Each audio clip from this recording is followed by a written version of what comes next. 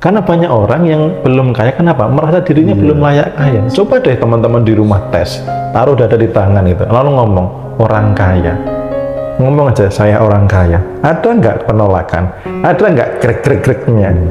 Atau ngomong, 1 miliar, saya punya 1 miliar. Grek-grek nggak? Kalau, wah 1 miliar, dari mana? Nah itu nggak, itu belum layak gitu loh. Itu kan sebelum kelas tuh, yang Bu Cokti itu. Sebelum kelas kan itu. Nah setelah sampai rumah, seminggu setelahnya beliau testimoninya luar biasa. Jadi dulu dia punya rumah, punya tanah. Ketika ditinggal merantau ke Australia, sertifikatnya diubah atas namanya ke istrinya saudaranya. Nah ketika proses di kelas, diikhlaskan dan lain sebagainya, lepas total, seminggu setelahnya mas, diganti. Dikasih rumah gratis senilai 1,5 M. Bu Cokti, iya. Dan itu difoto pas tanda tangan AJB-nya. Karena di situ kan kalau dari sisi keilmuan vibrasi ya mas, itu kan merasa tidak banyak duit. Gitu loh, mental nawar, mental diskon, mental gratisan itu kan apa? Merasa nggak punya duit banyak. Coba diamati, yang apa ya bahasa Jawanya lomo, yang nyah-nyoh soal uang, yang sering traktir, cenderung duitnya lebih banyak. Karena dia memancarkan apa? Duitku banyak.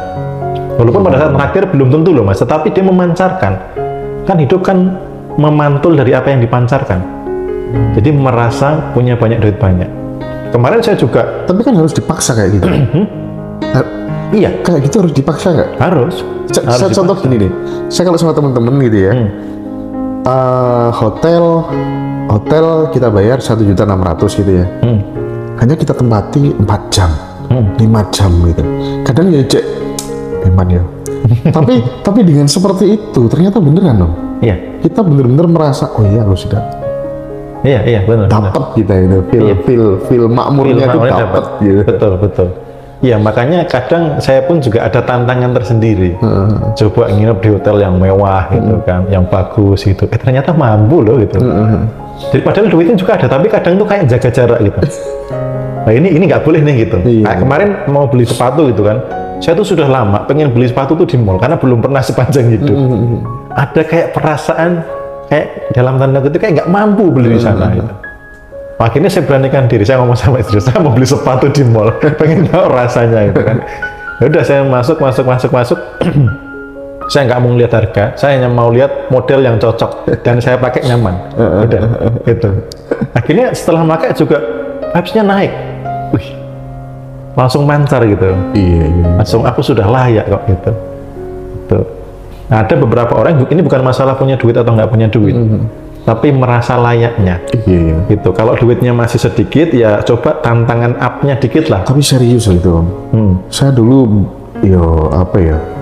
belum terlalu punya banyak uang aja ya. Kalau misalnya di Batu itu kan ada Jambu Luwo itu ya. Itu satu malam kan 4.600.000. Tak sikat tuh, padahal orang patek di duit tuh. Tapi itu ngefeknya luar biasa. Karena vibrasinya mancar. Iya. Aku berlebih loh, aku layak kaya loh. Karena banyak orang yang belum kaya, kenapa? Merasa dirinya belum layak kaya. Coba deh teman-teman di rumah tes, taruh dada di tangan itu, lalu ngomong, orang kaya. Ngomong aja, saya orang kaya. Ada nggak penolakan? Ada nggak grek-grek-greknya? Atau ngomong, 1 miliar, saya punya 1 miliar. Grek-grek nggak? Kalau, wah 1 miliar, dari mana? Nah itu nggak, itu belum layak gitu loh. Seolah-olah setelah melakukan itu, ya, karena kalau saya sama urusan orang tua kan ngajak ibu gitu ya. Waduh kalau sama ibu saya nggak mikir-mikir gitu ya. Setelah itu kayak terlegitimasi gitu loh. Wah iya, terlegitimasi gitu. Misal kayak di Bali itu kan siapa yang nggak kenal Apurva itu yang apa tuh namanya restonya di dalam laut gitu kan, bisa lihat ikan dari kaca gitu. Setelah dari situ terasa terlegitimasi gitu. Dan ngamati nggak mas rezeki yang masuk? Wah jelas itu iya. Saya sekarang ya nggak khawatir. Tapi emang saya dari dulu karakternya gitu ya mas David. Iya dari dulu ya mas David ya. Iya, justru kan karena nggak khawatir itu nggak menciptakan yang buruk. Betul. Orang yang khawatir kan sengaja menciptakan yang buruk di masa depan. Iya. Percaya nanti duitnya datang banyak, ya beneran datang banyak. Iya bener. Besok ganti nih luwih gede biasa nih ya. Oke, sip. kapan ya Om pengen kenal langsung sama Mas Bimo gitu. Gimana itu? Pengen kenal langsung sama Mas Bimo ya di kelas ya Om ya? Ya boleh di kelas, boleh kalau langsung di sana. misalkan pas ada acara ke Jogja, mampir pas saya slow juga enggak apa-apa. Kemarin juga ada salah satu yang punya bisnis, punya 7 franchise gitu, dari Surabaya mampir ke Jogja. Kemudian sebelum balik ke Tangerang, ya saya temui itu, pas saya longgar. Tapi satunya lagi ada yang dari Bali, dia di Malang, pengennya di pesawat di Jogja supaya bisa ketemu saya dulu. Tapi waktunya nggak gatok ya, mohon maaf. Selama waktunya ada, saya cocok lagi longgar pasti saya temui. Karena itu kan memang ada kadang yang ketika orang ketemu tuh ini saya harus ketemu ya gitu. Pasti ada sesuatu gitu. Om, Gitu. sorry ya. Kadang kita berkawan itu kan karakternya teman-teman kan berbagai macam gitu ya. Saya kadang risih kalau ada orang ATM-nya BNI itu ngambil uangnya harus ke mesin ATM BNI gitu. Ya, karena saya memang nggak pernah kayak gitu. Sikat saananin opo no, ya kan ya. Nah itu termasuk poverty conscious gak sih kira-kira? Mental miskin gak sih kira-kira? Ya apapun peristiwanya, vibrasinya yang muncul apa. Saya pun dulu bahkan lebih parah dari itu Mas. Oh gitu ya? Saya kalau ngambil uang ATM yang harus 50.000. Coba, saya tuh nggak suka uang 100 Mas. Saya tuh sampai pantas aku tuh miskin. Lah sama uang 100 aku tuh nggak suka. Jadi ketika ada uang 100, buru-buru tak belikan supaya pecah itu loh. Supaya jadi pecahan-pecahan kecil. Jadi saya tuh nggak suka ngeliat dompet uang 100, ketika ke ATM, itu saya milih yang selalu pecahan 50. Itu saya begitu menyadari, astaga, gitu ya. Sampai segitunya, apalagi yang sengaja misalkan harus ke ATM yang sama karena takut potongan besar, merasa duitnya tidak banyak. Jadi apapun peristiwanya sebenarnya vibrasi yang nampak apa, yang muncul apa, gitu. Kalau memang ATM yang sejenis itu dekat dari rumah dan memang lewat ya sudah gitu. Terus ada lagi nih, kalau naik mobil gitu ya, kalau bawa mobil gitu ya, sepanjang daripada pilih jalan tol sama nggak tol, pilih yang nggak tol. Termasuk BBM Mas. Termasuk BBM ya. Coba aja. Aduh. Ganti Pertamax turbo, nanti rezekinya Pertamax. Kalau premium ya sudah rezekinya premium saja. Gitu ya Mas, gitu ya Om ya. Karena kan ketika beli premium itu merasa apa? Oh iya, wes mulai saiki Pertamax turbo Mas.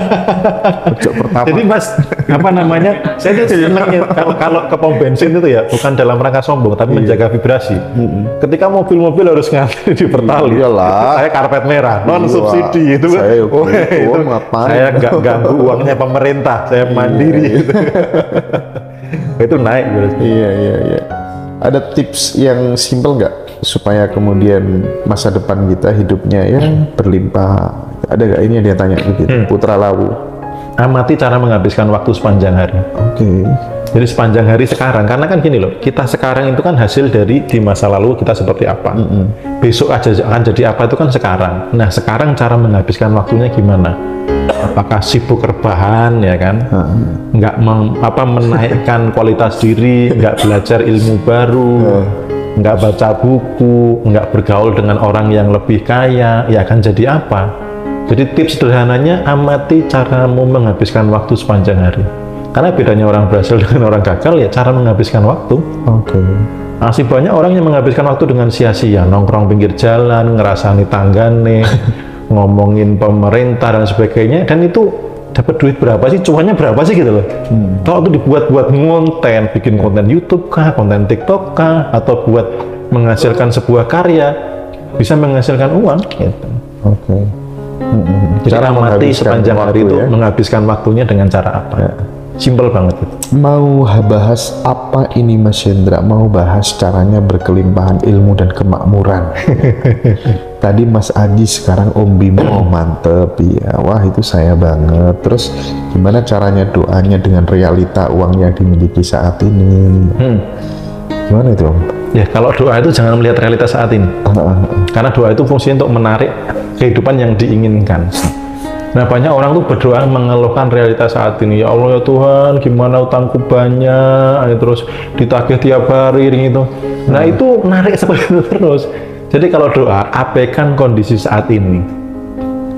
Abaikan kondisi saat ini, doakan kehidupan apa yang pengen kamu jalani. Lah kalau yang didoakan itu selalu realitanya harus sesuai dengan saat ini, berarti apa? Yang ditarik ya seperti saat ini terus. Yang pertama, yang kedua, bisa jadi meragukan kuasanya dalam memberikan sebuah keajaiban.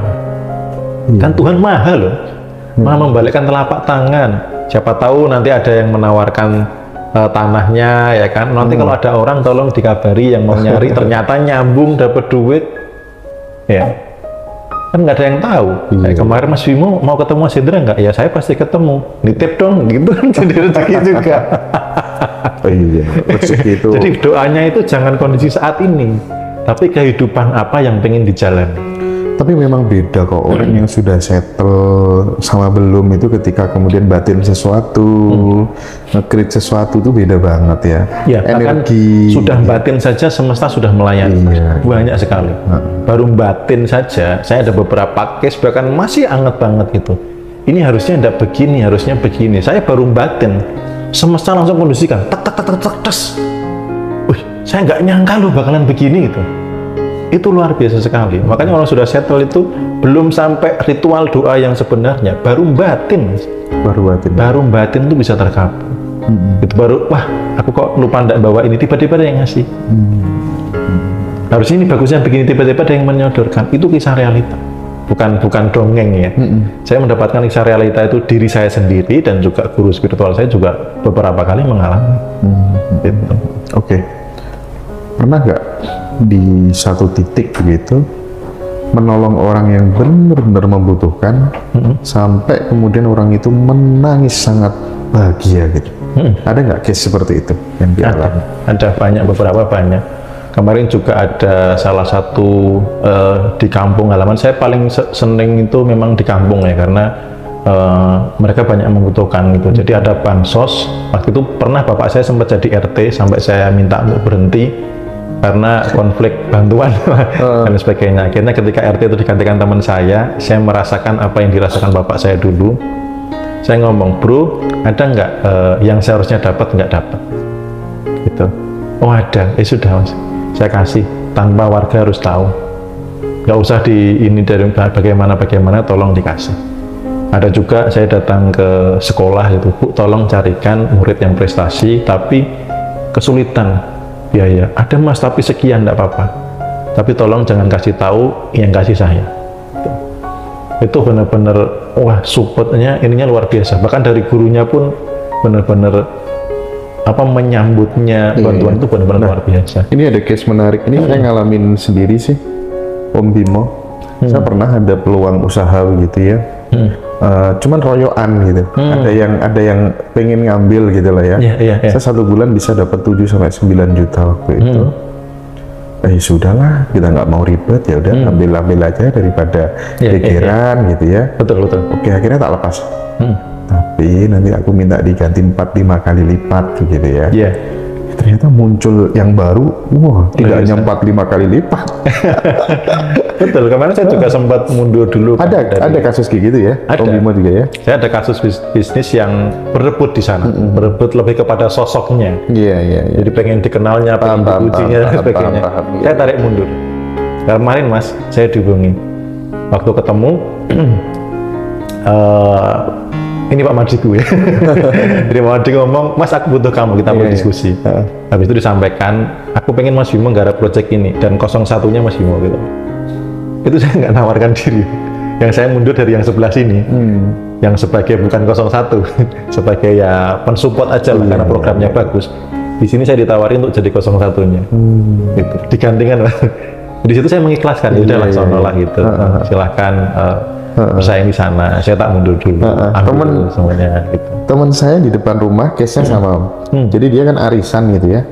Arisan dibawa lari pada saat dia dapat sekitar 7 juta atau 9 juta gitu ya. Ya sudahlah, terus diikhlasin. Mikirnya positif aja. Sekarang dia jadi naik level. Betul. Banyak loh kasus kayak gitu. Peserta kelas Surabaya kemarin mas offline kan ada juga tuh yang di interview Ngaji Roso itu. Itu kan sebelum kelas tuh, yang Bu Cokti itu. sebelum kelas kan itu. Nah, setelah sampai rumah, seminggu setelahnya beliau testimoninya luar biasa.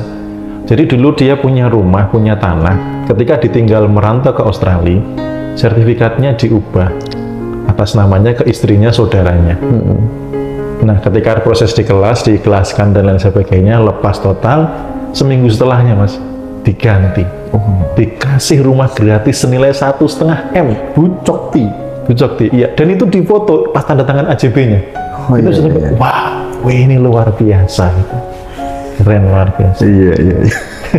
Bucokti. Kalau tidak salah, beliau yang anaknya ada dewasa. Oh iya. Saya kan kebetulan kemarin itu di Canggu sama di Ubud ya, sempat WA-an sih. Oke. Cuman nggak tahu, bukan sombong ya. Saya kalau difasilitasi orang itu merasa nggak nyaman aja, sehingga saya nggak mau. Kadang kan banyak turun dari Ngurah Rai gitu ya. Itu yang mau jemput pakai anu tuh banyak subscriber itu. Sumpah banyak banget ngajak jalan-jalan, tapi nggak ada satupun yang saya ya karena alasannya masih repot. Berarti sombong itu. bukan sombong. Iya, pasti butuh privasi lah gitu. Saya paham, saya pun juga sama. Ketika kapan masih mau ke Bali itu yang nawari juga banyak. Yang nawari juga banyak. Saya nanti nginep di tempat saya nanti, wah ini jadi nginep di mana ini? lebih merdeka kalau anu ya Mas ya. Gak enak kalau. Iya, karena mereka pasti. Suka, siapa yang nggak suka di anu ya mengucapkan terima kasih lah. Iya. Ya, terima kasih banyak teman-teman semuanya. Bukan berarti apa-apa, cuman karena kita lebih mobile aja, enak mau ngapain, mau kemana. Karena kan juga kalau ngerepotin banget kan juga betul. Apa fungsi letting go dalam hidup ini menurut Om Bimo? Ini ada pertanyaan. Letting go itu tadi nilai spiritualnya sebenarnya tinggi, Mas. Ada sesuatu hal yang penyelesaiannya itu bukan di kita semuanya gitu loh, sehingga ada campur tangannya yang ajaib ini untuk mengkondisikan ini terjadi gitu. Termasuk itu konsep menyelesaikan masalah yang otomatis. Jadi lepas, ketika lepas kita tidak genggam erat, itu apa? Ada pengkondisian supaya ini diterjadikan. Contohnya gini, misalkan nih aku mau mengajukan sesuatu gitu, proposal ke Mas Hendra gitu, saya serahkan, tapi saya pegang nih, Mas Hendra mau ngambil, tapi saya pegang terus, nggak saya lepaskan, terjadi nggak sesuatu? Nggak terjadi. Ini harus apa? Saya lepaskan, saya percayakan Mas Hendra, Mas tolong kerjakan. Nah, ketika berdoa ini perlu letting go. Jadi jangan setelah berdoa itu masih ini harus saya nih yang menyelesaikan gitu loh, masih sok jagoan, masih egonya masih tinggi. Jadi letting go itu melepaskan kepada sang pengabul gitu.